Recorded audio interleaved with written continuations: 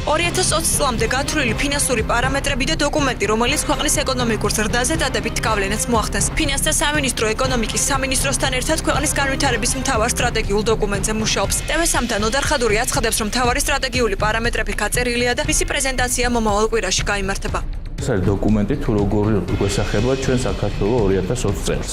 და რა ნაბიჯები უნდა გადავდგათ იმისათვის, რათა 2020 წლამდე მივიდეთ. ცხადია, იქ იქნება მიზნები უფრო ხანგრძლივიც, მაგრამ ამ ეტაპზე ეს არის დოკუმენტი, რომელიც ითვალისწინებს იმ მთავარი პრობლემების ნიველირებას და გადაწყვეტას, რომელიც ამ შემთხვევაში საქართველოს და საქართველოს ეკონომიკას აქვს. ქვეყნის მთავარი ფინანსისტი ქვეყანაში არსებულ არასახარბიელო ეკონომიკურ მდგომარეობას კონკურენტუნარიანობის დაბალდონის მიაწერს. ხადურის ინფორმაციით ადგილობრივ და საერთაშორისო ბაზრებზე კონკურენტუნარიანობის გაზრდა ავტომატურად გამოიწვევს ქვეყანაში არსებული ეკონომიკური პრობლემების მოგვარებას. მისი თქმით, კონკურენტუნარიანობის პროცესი სამუშაო ადგილებსა და ინვესტიციების მოცულობას გაზრდის. ჩვენი ეკონომიკა არის დაბალი კონკურენტუნარიანი.